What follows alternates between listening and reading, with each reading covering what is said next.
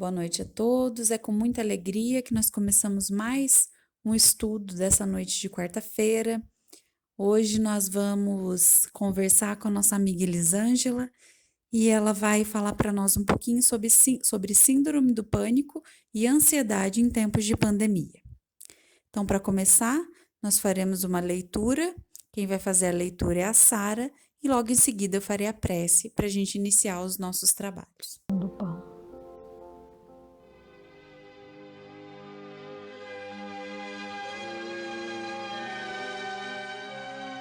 Oração nossa.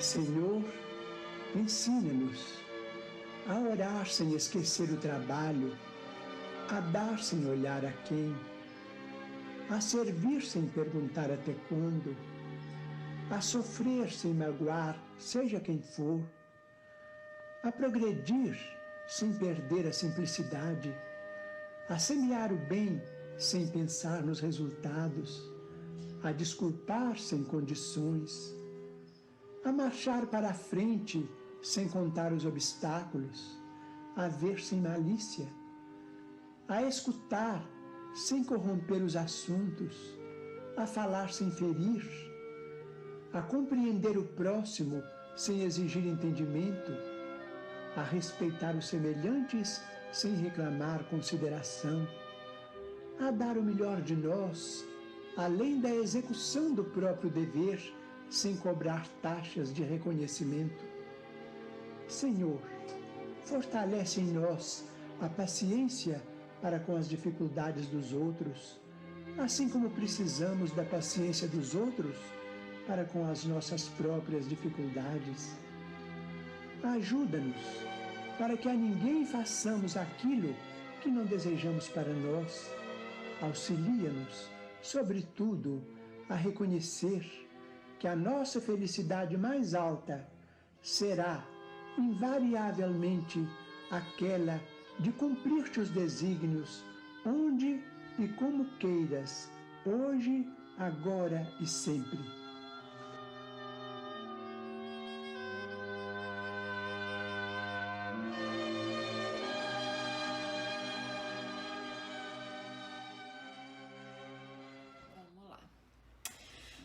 Boa noite, pessoal. Primeiro é um prazer estar aqui hoje mais uma vez, podendo falar com vocês. Nossa palestra era para ser presencial, mas em função de tudo isso que está acontecendo, está sendo online. Confesso que está sendo uma experiência nova, porque eu nunca gravei uma palestra online. E mexer nessas ferramentas é um pouco novo para mim. Eu atendo online, eu faço supervisão online, cursos online, mas fazer palestra é a primeira vez. Mas vamos lá. É tudo novo pra gente, pra todos nós, e a gente vai aprendendo juntos, né? Hoje a gente vai falar um pouquinho sobre síndrome do pânico e ansiedade em tempos de pandemia. Confesso que eu gosto da interação, eu gosto da participação, eu gosto de tirar dúvidas, eu gosto de falar, eu gosto de conversar. E agora só eu falando hoje, a palestra vai ficar um pouco mais corrida.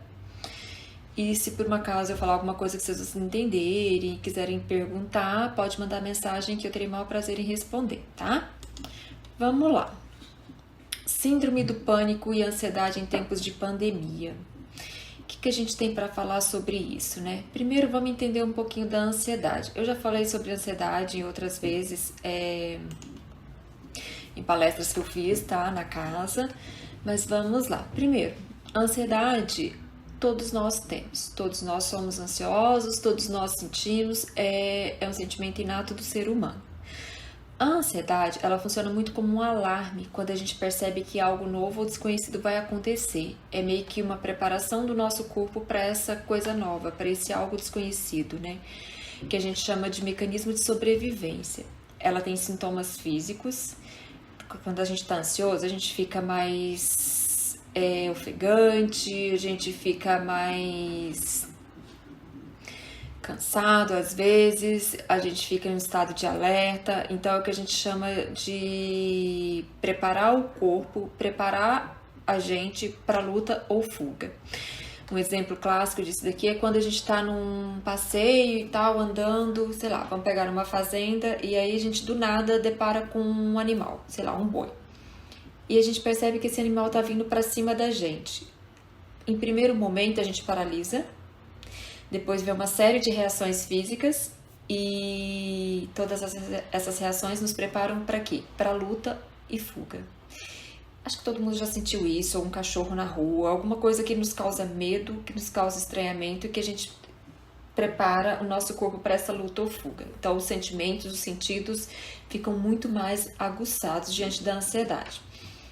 Então ela meio que tem essa ação de sobrevivência, porque se a gente não tivesse isso, a gente ia ficar lá, o animal ia chegar e nos atacar, nos matar e tudo mais. Então, como a gente tem a ansiedade e ela dispara todo esse mecanismo no nosso corpo, então a gente foge, a gente reage a alguma coisa, tá? Na situação que estamos vivendo, trazendo para o nosso contexto atual, a gente está vivendo uma situação que está nos gerando muita ansiedade. Por um lado, ela pode ser benéfica. Benéfica como? Benéfica quando a gente vê os noticiários, a gente vê as coisas e a gente fica mais vigilante. Então a gente fica mais cauteloso, a gente toma cuidado, a gente não toca em toda a superfície, a gente lava as mãos e tal, no sentido de nos alertar como prevenção. Ela é benéfica. Aí, ok. Agora ela é ruim quando ela começa a sair do nosso controle e dificulta a nossa ação para uma avaliação real. Sabe aquela coisa que a gente começa a dar uma sensação de que eu vou morrer, de que tá tudo descontrolado, de que isso não vai passar, isso é desesperador. É desesperador mesmo, mas assim, quando a gente começa a dar muita importância para nossa ansiedade, ela começa a trazer uma situação real para irreal, para uma situação que pode não acontecer. Então ela começa a gerar sofrimento. E a ansiedade também é muito importante a gente identificar o que causa ela. No momento atual, no contexto atual, é a situação de pandemia. Estamos todos ansiosos, essa situação está nos deixando ansiosos, então isso é uma coisa que justifica a ansiedade no momento presente. Mas tem N outras situações que a gente tem ansiedade também e que a gente não consegue identificar. Então é importante no primeiro momento a gente observar, parar e se perguntar, o que está me gerando ansiedade? Por que eu estou sentindo isso? Por que eu estou com falta de ar? Por que eu estou com uma inquietação? Né? Então a gente tem que saber observar o nosso próprio comportamento, saber observar as reações que o nosso corpo emite, né? Pegando o nosso momento, nessa questão de pandemia, por exemplo, ela chacoalha a vida de todo mundo. Ela mexeu com a vida de todo mundo, ela está impactando na vida de todo mundo e vai impactar na vida de todos nós, né? Essa questão do isolamento social, do medo, porque a gente não sabe o que vai acontecer, a gente sabe que não tem tratamento ainda, a gente não sabe se a gente vai pegar, se vai ter leito no ambiente hospitalar para a gente se tratar, a gente não sabe como nosso organismo vai reagir a tudo isso, então é uma incerteza do futuro, e uma incerteza do que pode acontecer com o mundo, com a sociedade, com a gente. Então essa mudança no ritmo das nossas relações que a gente está vivendo altera muito o nosso humor, o nosso pensamento, o nosso sentir no momento atual, tá? E assim, o que a gente tem percebido, assim, pelo menos do grupo de profissionais da minha área e tal, eu tenho trabalhado com o pessoal também atendimento voluntário, profissionais da área da saúde, é que a sensação de realidade ela é muito perturbadora para todo mundo. Não tem uma pessoa que não esteja sentindo isso. Então, o que a gente tem que tomar muito cuidado é o quanto isso está nos fazendo mal e o quanto isso está fugindo do nosso controle. Nosso controle no sentido de que eu preciso tomar algumas atitudes para conseguir amenizar a minha ansiedade, porque eu estou ficando muito desesperada com tudo isso. E é aqui que a gente tem que tomar muito cuidado, porque se a gente não cuida, vai para o quê? Vai para síndrome do pânico, que é um pouco do que a gente vai falar agora também. A síndrome do pânico, como já falei outras vezes, também em palestra, aí na casa, mas é bom a gente sempre recapitular, ela é uma doença que se caracteriza pela ocorrência repentina, ela vem do nada, ela é inesperada, né? E de certa forma inexplicável. de uma ansiedade marcada por um medo e o desespero. Ela é associada a sintomas físicos. O que é isso? Ela vem com uma taquicardia, ela vem com uma sudorese, ela vem com uma palpitação, uma sensação de que parece que eu vou morrer, com reações emocionais aterrorizantes, que atingem a sua intensidade máxima em até 10 minutos. Ou seja, então ela é rápida. Ela vem sem explicação, instala, a gente não consegue controlar e ela passa muito rápido também. Só que a sensação que a gente tem é uma sensação de morte. É horrível, é desesperador. As pessoas que descrevem, e você ouvindo o relato, a gente percebe que não é nada agradável. Então a gente tem que trabalhar para que isso não chegue a uma situação tão ruim de uma crise de pânico, tá? E durante o ataque de pânico, a pessoa experimenta a nítida sensação de que vai morrer, que eu acabei de falar, ou de que perdeu o controle de si mesma. E a sensação é que eu vou enlouquecer. Gente, essa sensação de que você tá perdendo o controle, de que você não tá legal, de que você vai enlouquecer, que você não tá dominando, sei lá, os seus sentimentos, o que você tá fazendo, é muito ruim. E é lá, aquilo que eu falei agora anteriormente. O pico da crise de pânico dura cerca de 10 a 20 minutos. Então é rápido, mas a sensação é horrível. O tempo é curto, mas o desespero é enorme. E a pessoa acha que ela vai morrer mesmo. Então, alguns sintomas podem continuar por 1 hora ou mais, mas aí sintomas mais leves, não o auge da crise. A ansiedade, uma taquicardia, isso vai continuar por um tempo, mas de forma mais leve, né? E ela pode acontecer algumas vezes no dia, na semana, então depende muito do teu quadro, né? Diferença do transtorno de pânico de outros tipos de ansiedade, né? A crise de pânico súbita, sem fatores desencadeantes, as crises de pânico, ela acontece de forma súbita, sem fatores desencadeantes aparentes. Ela vem do nada, às vezes. Por exemplo, vamos pegar a situação que a gente está agora. Lógico, a gente está num período de ansiedade constante em função de tudo que a gente está vivendo. Mas às vezes você vai estar tranquilo, vendo um filme em casa e vai achar que tá tudo ok. E do nada ela vem e você começa a sentir todas aquelas reações, todos aqueles sintomas, né? E aí você começa a criar um medo do medo. Ou seja, medo de passar mal, quem já teve a crise, medo de ter uma crise novamente. Isso é muito comum. As pessoas que tiveram crise uma vez, elas começam a ficar com medo do medo, que é o que tá falando aqui. Então você fica meio que no estado de alarme, de alerta. Eu vou sentir mal, eu vou passar mal de novo. E você começa a ficar muito sob controle disso. E isso é desesperador. Ela pode ocorrer em qualquer idade, tá? Mas costuma se manifestar mais na adolescência ou no início da vida adulta. Por quê? Tem uma certa explicação disso daqui, que eles falam que é nessa fase que existem mais cobranças, que a pessoa preocupa mais com o que a sociedade vai falar ou pensar dela. Então tem todo um contexto ambiental agindo na nossa vida aqui. Toda essa questão influencia. Então, por isso, adolescentes, que é onde está a formação de identidade, que o adolescente se importa muito com a opinião do outro, que a sociedade vai pensar dele, a gente fala que ela afeta muito essa idade. E início da vida adulta, porque é onde você terminou sua graduação, você tem que entrar no mercado de trabalho, você tem que constituir família ou não. Então, é outro contexto, mas também tem N cobranças, né? O episódio pode se repetir de forma aleatória, várias vezes no mesmo dia, ou demorar semanas, é aquilo que eu falei, né? Pode também ocorrer durante o sono. É menos comum, mas pode você acordar com uma crise de pânico. É muito desesperador isso. Pode acontecer também. Um ataque de pânico pode disparar durante o uso de alguma substância. Então, assim, às vezes as pessoas estão acostumadas já a usar maconha, cocaína, ou anfetaminas, ou alucinógenos e tal. Às vezes a pessoa ela usa na festa, na balada e tal, e não tem nada. E do nada, isso pode desencadear uma crise de pânico também. Porque, assim, uma hora o corpo grita, né? Então, aí pode vir os efeitos somáticos e cognitivos, que pode ser experimentado de forma catastrófica, bem severa. E aí, o que acontece? As pessoas que experimentam esse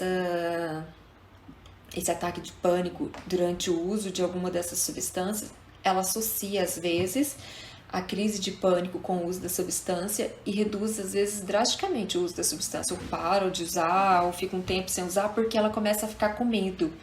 Ela associa o uso de substância com ataque de pânico.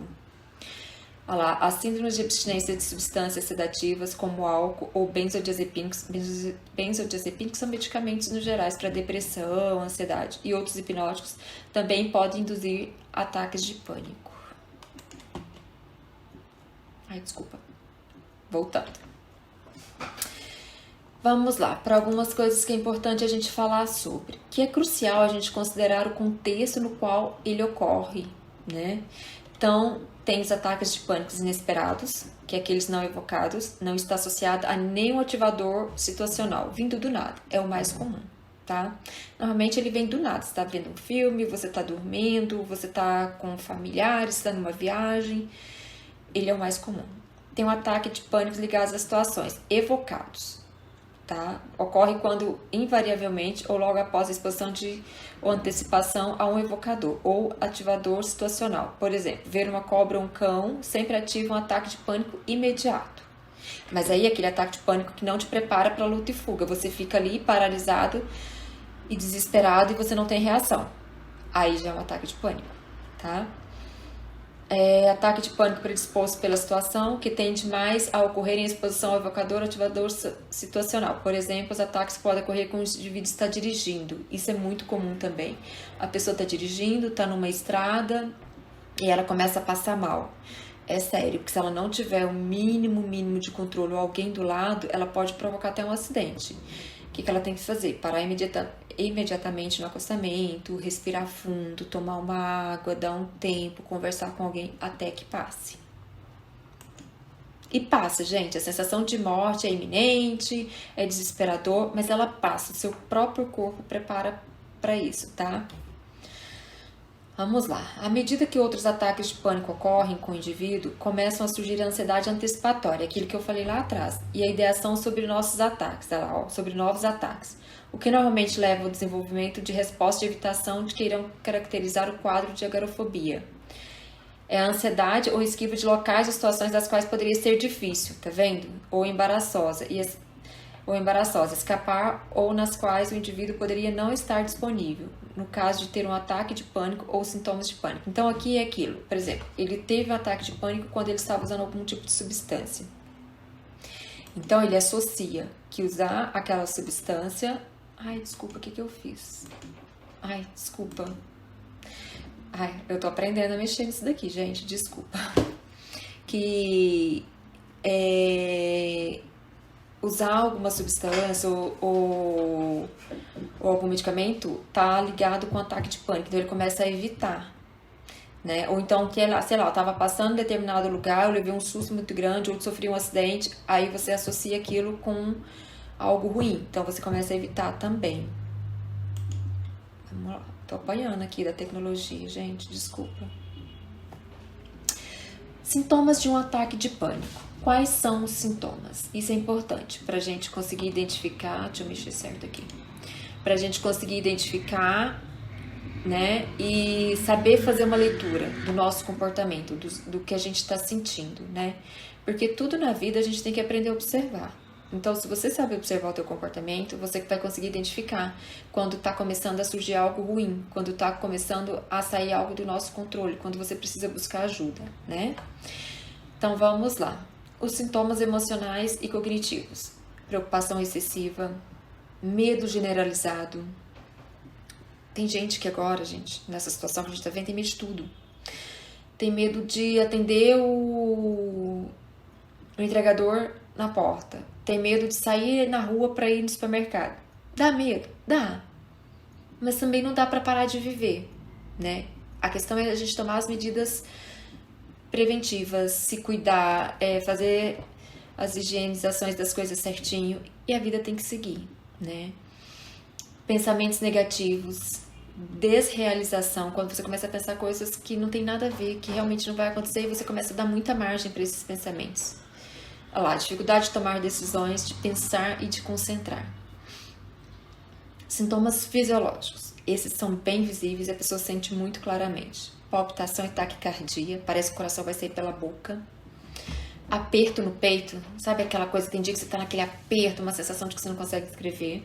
Falta de ar, respira.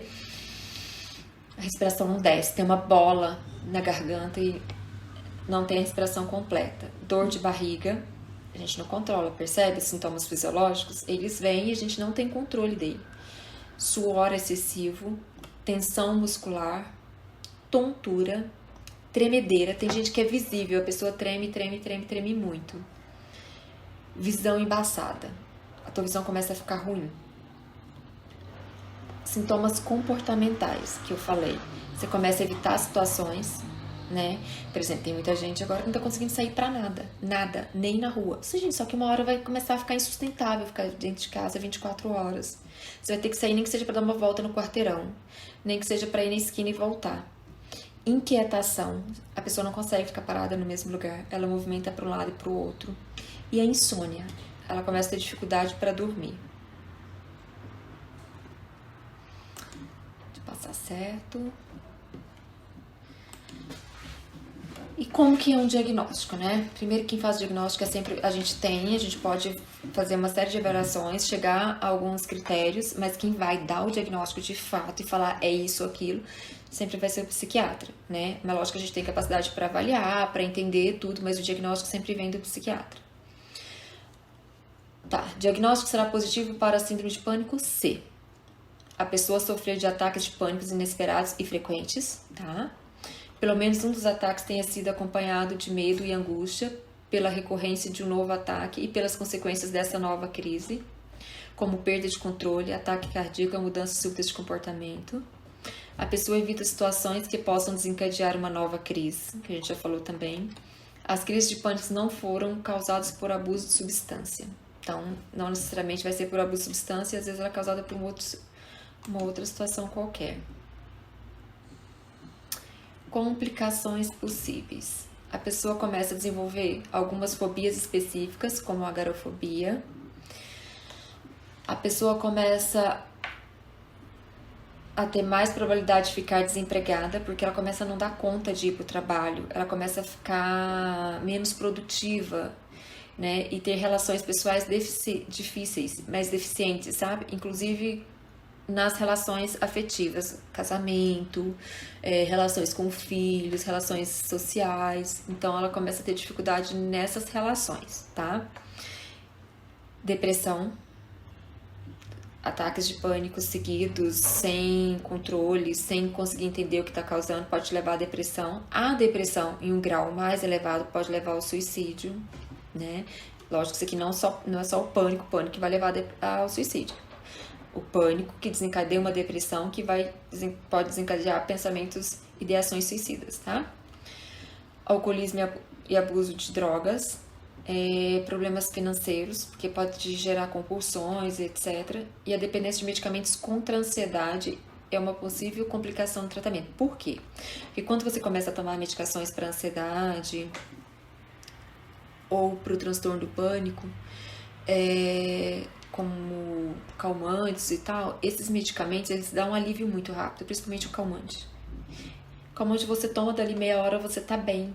Então, você começa a ficar dependente disso, porque, gente, a sensação que o calmante dá é muito boa, é um bem-estar enorme. Então, se você não ficar vigilante, não buscar ajuda psiquiátrica de forma adequada, não buscar uma terapia para ter mudança comportamental, conseguir identificar o que está te causando essa síndrome do pânico, ou mesmo esse transtorno de ansiedade, você vai ficar dependente de substâncias. Então, isso é muito importante. O tratamento psiquiátrico, juntamente com a terapia para mudança comportamental, tá? O que fazer quando percebe que está tendo um ataque de pânico? É muito importante não tentar lutar contra o pânico. Ficar, não tô sentindo. Permita. Observe as suas reações, observe o que você está sentindo. Tente ficar perto de alguém.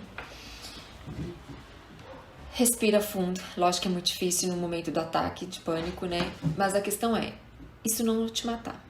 Um ataque de pânico, uma crise de pânico não mata. É horrível, é desesperador, mas não mata. Então, se você tiver alguém que você possa recorrer ou pedir ajuda, ótimo.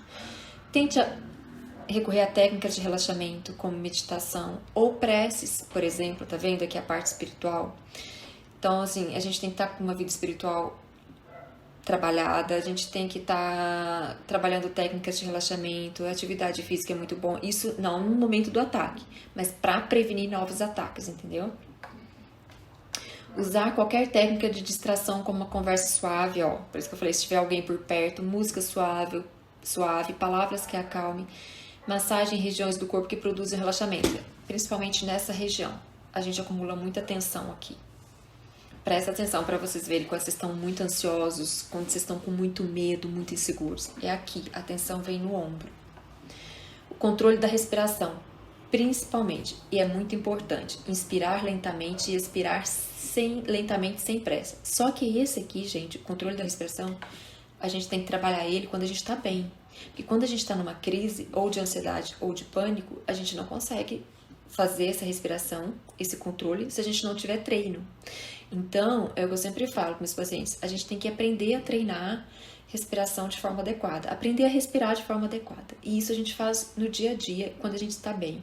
Uma das atividades que eu tenho percebido que ajuda muito essa questão do treino respiratório é a meditação e a yoga. Ajuda muito, muito.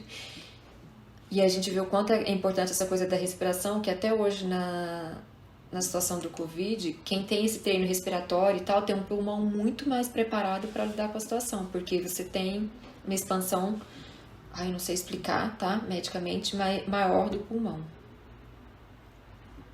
Além disso, os pensamentos no momento do ataque são muito importantes. Então, assim, os pensamentos devem ser priorizados nesse momento, né? Então, deve ter pensamentos que afastam essa sensação de medo, né? A certeza lógica de que é só um ataque de pânico do qual não tenho controle, olha lá, ó, mas que irá passar. Tá vendo que eu falei? Ele não mata. A fé de que nada me acontecerá de mal. Tá vendo? A coragem para enfrentar situações adversas. Já, tipo, você trabalhar isso. Já passei por situações piores e sobrevivi. Vou sobreviver a essa também. Tentar não ter medo do medo e sim aprender com o medo. Porque o medo ele existe para nos defender de algo e não para nos escravizar, né? Ele tem que ser nosso aliado, não nosso inimigo. Então, medo a gente tem que ter hoje na situação atual? Temos. Mas ele não pode nos paralisar. Então, o medo hoje ajuda quando? Quando eu vou lavar minhas mãos sempre que chegar em casa, quando eu vou usar o meu álcool gel, quando eu vou usar a minha máscara. Por que eu estou fazendo tudo isso? Porque eu tenho medo de contrair o vírus. Então, se eu tenho medo, eu vou me prevenir. Agora, o medo não pode ser naquela situação de que ele me paralisa. Eu fico pensando nisso 24 horas, eu acho que eu vou morrer, a minha família vai morrer, o mundo vai acabar, e aí a gente não vai mais sobreviver a tudo isso. Aí isso não é legal. Aí ele é nosso inimigo, ele não é mais nosso aliado, percebe? Tratamento. Vamos lá, já tá demorando muito. O tratamento. Então, primeiro, você vai avaliar conforme a intensidade do problema. Você vai ver a situação, né? Qual é o problema, em que situação que ele está ocorrendo. E aí, você vai avaliar os pensamentos, as emoções, as reações fisiológicas, o comportamento. Então, tem todo o critério que a gente usa para fazer essa avaliação. A psicoterapia, geralmente, é a primeira opção para o tratamento, mas eu ainda acho que a primeira opção, normalmente, é a busca de um psiquiatra para avaliar, para medicar se necessário for, e depois a gente entra com a parte terapêutica, porque não adianta o paciente vir para a terapia também se ele estiver num quadro de total descontrole. Ele não vai conseguir absorver tudo aquilo que a gente está analisando, tudo que a gente está propondo, entendeu? Então, às vezes, quando está muito ruim, a gente espera 1 ou 2 semanas de tratamento medicamentoso para iniciar o processo terapêutico, né? Então, a terapia vai ajudar o paciente a entender os ataques de pânico, a como lidar com eles no momento em que eles acontecem, ó, tá vendo como é importante? E como ter uma vida cotidiana normal sem medo de ter um novo ataque. Então, a gente vai trabalhar um monte de coisas. E isso, cada pessoa tem uma história, cada pessoa tem um desencadeador. Então, a gente vai ver isso de cada um. Então, a gente vai avaliar o que eu sinto, o que eu faço, o que eu penso, para entender como tudo isso está interligado e está causando todo esse mal-estar, tá? Planejamento e tratamento, né? Crença sobre a causa do problema, realização de teste de comportamento para melhor observação. Isso aqui, normalmente, pela própria entrevista na anamnese, a gente já percebe. Inicie curso, quando começou, como que tá esse processo de crise, medicação utilizada, aqui ó, prescrita e não prescrita, tá vendo? Então aqui eu acho importante ter acompanhamento psiquiátrico, até mesmo para nos assegurar e para ajudar também. Tratamento anteriores, o que ela já fez, o que não deu certo, o que deu certo, condições de personalidade que dificulta ou facilita o tratamento, e apoio social. O apoio social, gente, é extremamente importante para tudo na vida, né? E esse apoio social pode ser o quê? Pode ser um familiar, pode ser uma rede de apoio que seja, sei lá, familiar, amigo, que seja, por exemplo, a gente aí na casa espírita, que a gente está sempre para acolher, para ajudar, se precisar, procurar. Então, são essas redes, são pessoas que você pode contar para te ajudar a entender o que está acontecendo com você. Ah lá, ó, se aconteceu uma crise, ou pânico, ou ansiedade, você tem que entender o que aconteceu, processar tudo isso e depois responder a tudo isso. Isso a gente aprende em análise de contingência, que a gente aprende a fazer no consultório, na terapia, tá? É fácil? Não. É difícil porque a gente tem que conversar, tentar entender todos os eventos que acontecem na tua vida, tentar identificar o que te deixou ansioso, o que te levou a ter um ataque de pânico. Então, assim, é um processo. Por isso que eu falo, às vezes não é um processo tão rápido, mas também precisa ser uma vida inteira de terapia para entender, até mesmo porque você está numa situação desconfortável, né? Vamos lá. O momento que a gente está é um momento de imprevisibilidade. E o que mais nos gera a ansiedade? É o não controle. É o não saber o que vai acontecer. E na nossa situação atual, a gente não sabe do nosso futuro, a gente não sabe como vai ser. A gente tem esperança, né? Ainda mais quando a gente tem uma crença e tal, a gente acredita que vai passar, que vai dar tudo certo, que tudo tem um porquê e que isso uma hora vai passar. Mas a gente não sabe quando, em que momento, né? E isso está gerando muita ansiedade na vida das pessoas. E essa ansiedade, ora ajuda, né? Na solução de problemas que eu falei, né? No sentido de você ficar mais precavido, de você se cuidar mais, de você se proteger mais, de você querer proteger o outro, porque hoje em dia o que a gente percebe é que a gente tem que ter um pensamento com o coletivo também, né? Não é só aquele egocentrismo, só a gente, não, é o outro também. Porque como eu me comporto vai refletir na vida do outro e da sociedade no geral. Então, ora ajuda e ora atrapalha. Ajuda na solução de problemas e atrapalha quando engaja no que precisa ser e atrapalha quando a gente não engaja no que precisa ser feito. Você fica paralisado e você começa a não ter ação, né? Ou você tem ação de forma inadequada, tá? O momento que a gente está vivendo exige o quê? Exige que você ressignifique os acontecimentos diários, sabe? No dia a dia, de você entender por que eu tô sentindo isso, o que tá causando tudo isso. Tudo bem, é pandemia, tá, mas o que eu tenho acesso, o que eu não tenho, o que eu posso fazer? Eu não consigo prever o futuro, eu consigo viver o hoje. Então, vamos um dia de cada vez, né? Identificar o que tá te causando essas ansiedades. Se é muita notícia, gente, para de ver notícia o tempo todo. Vê 1 ou 2 noticiários por dia no máximo e pronto. Você não precisa ficar absorvendo o que os noticiários passam o dia todo. Eles estão ali para vender, eles trabalham com isso. A mídia, ela precisa vender, é o trabalho deles. E a gente não trabalha assistindo mídia, né? A gente tem nossas ocupações do dia a dia. Então a gente tem que selecionar o que a gente quer ver. Eles vão oferecer o tempo todo notícia ruim ou falando sobre a pandemia e a gente vai selecionar. Lutar contra os sentimentos só piora, gera mais ansiedade. Então você tem que parar, olhar para você e tentar identificar por que eu estou sentindo assim. O que está me causando isso? É um diálogo com você mesmo, sabe? Eu falo que é intrapessoal. É você com você mesmo. Permitir se sentir, tá? Chorar e experimentar essas emoções. Gente, vai ter dia que a gente vai estar desanimado. Vai ter dia que a gente vai estar não conseguindo lidar com tudo isso. Ok. Vou me permitir chorar. Vou me permitir a sentir todas as emoções que faz parte.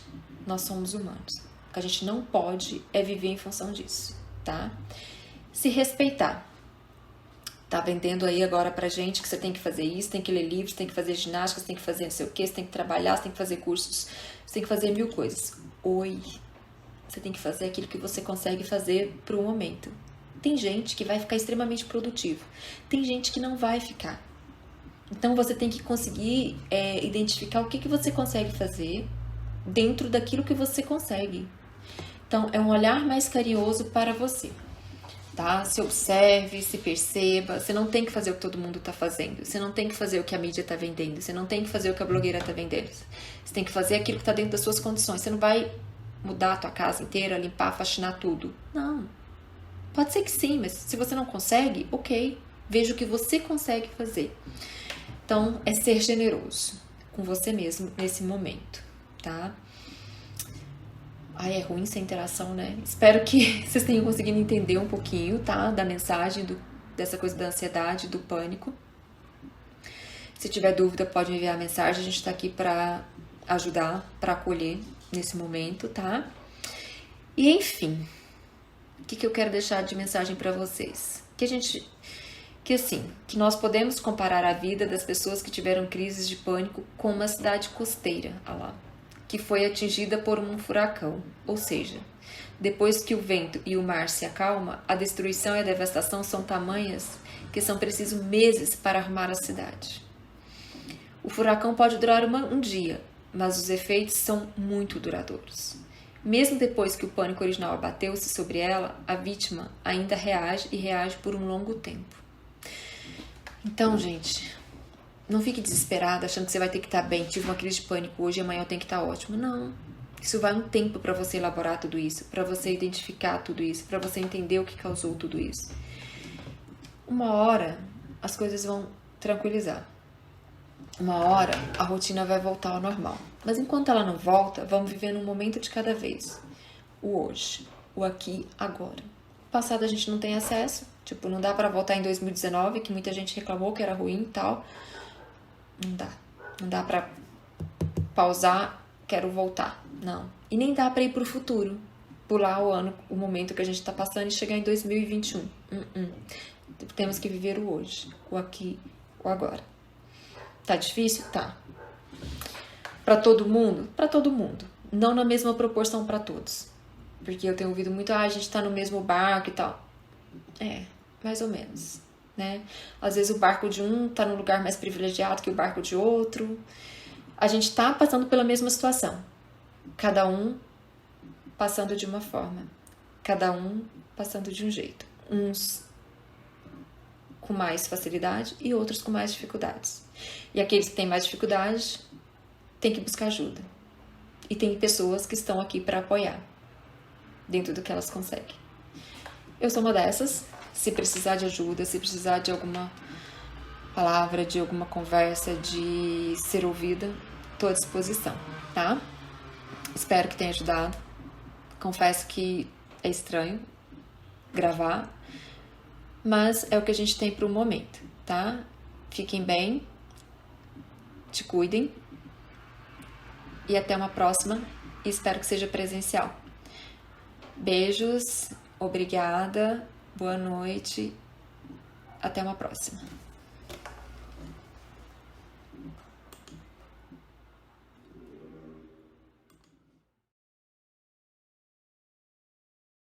Deus nosso Pai, que sois todo poder e bondade, dai forças àqueles que passam pela provação, dai luz àqueles que procuram a verdade, e ponde no coração do homem a compaixão e a caridade. Deus, dai ao viajante a estrela guia, ao aflito a consolação, ao doente o repouso. Pai, dai ao culpado o arrependimento, ao espírito a verdade, à criança o guia, ao órfão o pai. Que a vossa bondade se estenda sobre tudo o que criaste. Piedade, Senhor, para aqueles que não vos conhecem, e esperança para aqueles que sofrem. Que a vossa bondade permita aos Espíritos Consoladores derramarem por toda a parte a paz, a esperança e a fé. Deus, um raio, uma faísca do vosso divino amor pode abrasar a terra. Deixai-nos beber na fonte dessa bondade fecunda e infinita, e todas as lágrimas secarão, todas as dores acalmar-se-ão. Um só coração, um só pensamento subirá até vós, como um grito de reconhecimento e de amor. Como Moisés sobre a montanha, nós vos esperamos com os braços abertos. Ó bondade, ó poder, ó beleza, ó perfeição, queremos de alguma sorte merecer vossa misericórdia. Deus, dai-nos a força no progresso de subir até vós. Dai-nos a caridade pura, dai-nos a fé e a razão. Dai-nos a simplicidade que fará de nossas almas o espelho onde refletirá um dia a vossa santíssima imagem. Que assim seja.